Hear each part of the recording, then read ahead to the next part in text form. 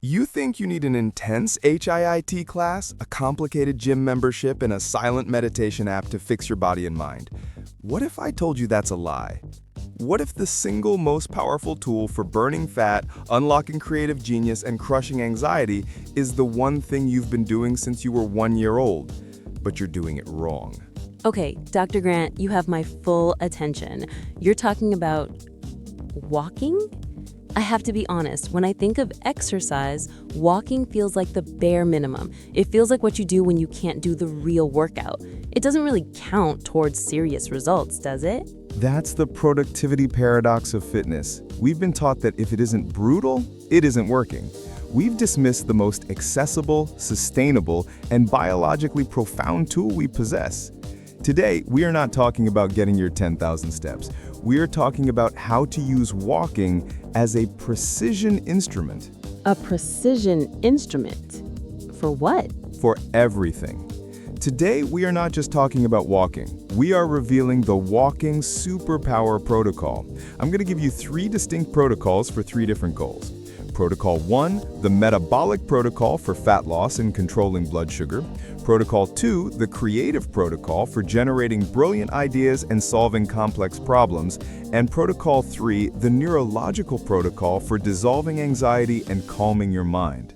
By the end of this, you will never see walking as just walking again. And the science of how it calms anxiety is truly mind-blowing. It has everything to do with your eyes. Stay with us. Okay, let's start with the big one, fat loss. Everyone I know is running, doing burpees, and suffering to lose weight. How can walking possibly compete with that? It competes by being smarter, not harder. For many chronically stressed people, intense running can spike cortisol, which is a stress hormone that actually encourages the storage of belly fat.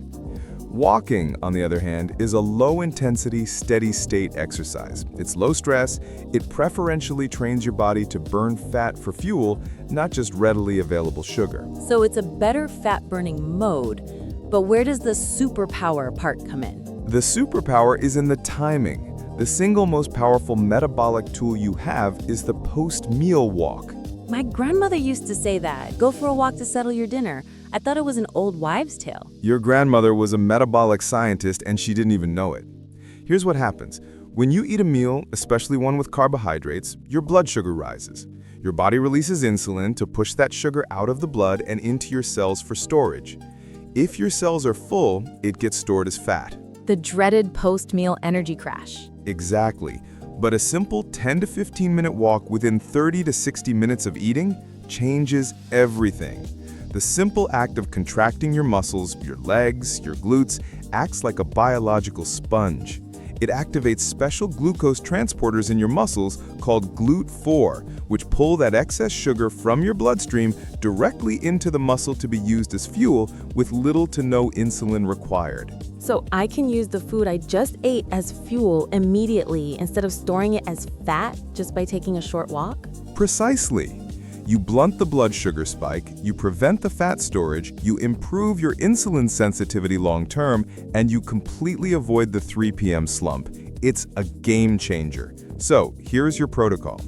Protocol 1, the 15-minute glucose hack. What? A 15-minute brisk walk. When? Within 60 minutes of finishing your largest meal of the day. Result? Stabilized blood sugar, improved insulin sensitivity, and prioritized fat burning over fat storage. Okay, my mind is already blown on the fat loss, but creativity? You're saying walking can make me smarter or more creative? I am. I'm sure you've experienced it. You're stuck on a problem, you're staring at your screen, and you've got nothing. You get up to walk the dog, and bam, the answer just appears in your head. Literally every single time.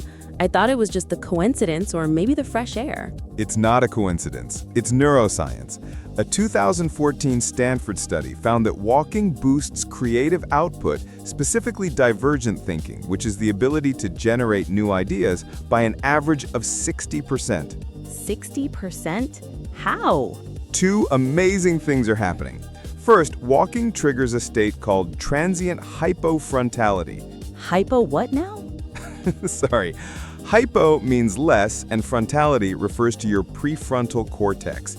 This is the CEO or inner critic part of your brain. It's analytical, logical, and judgmental.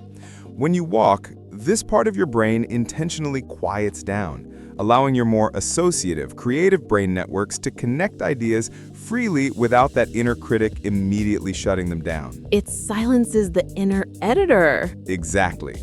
Second, the simple rhythmic bilateral movement, left, right, helps to synchronize the left and right hemispheres of your brain.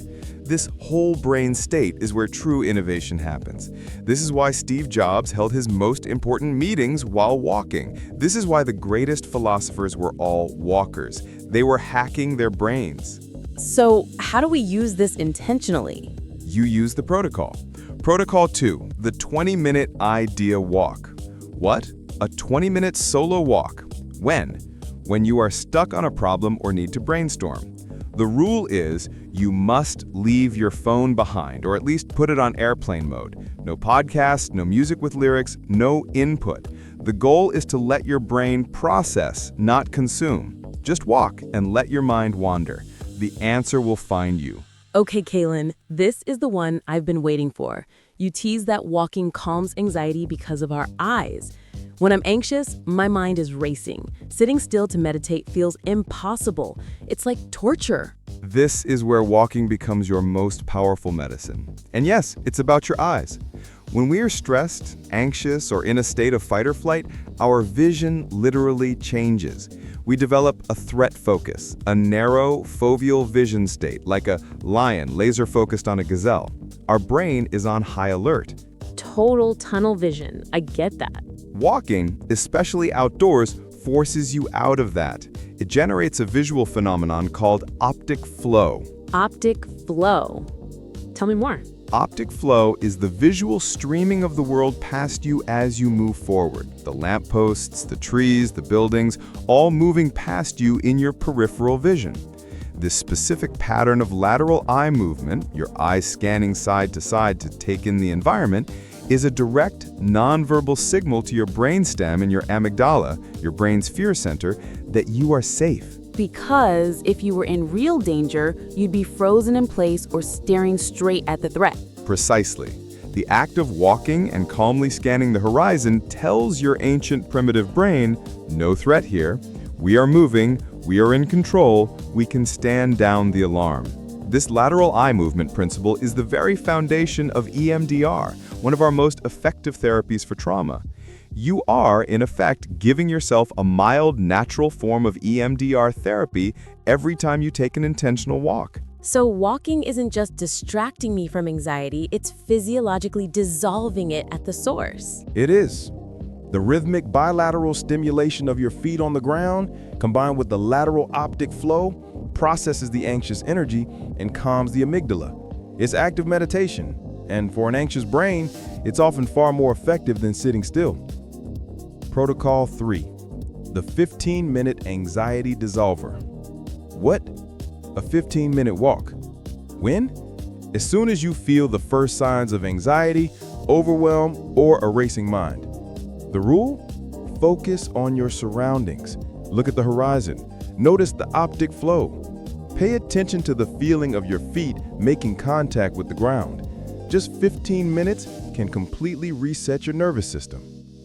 I will never ever see walking as just walking again.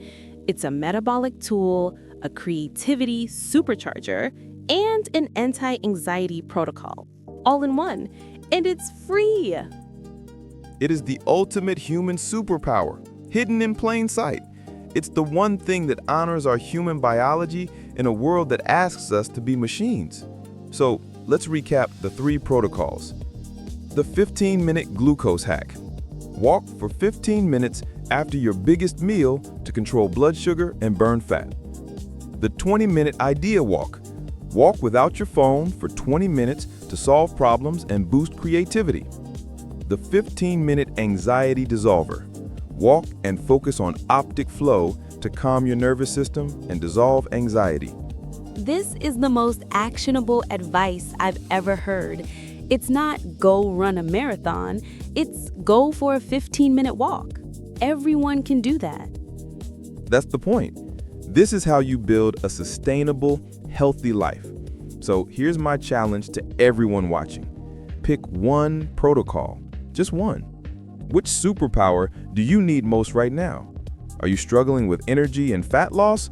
Or are you creatively blocked? Or are you battling anxiety?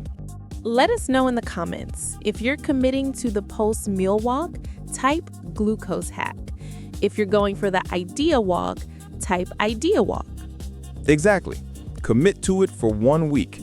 If this episode changed your perspective on walking, please hit that like button, subscribe for more content that respects your biology, and share this with someone who thinks they don't have time to be healthy.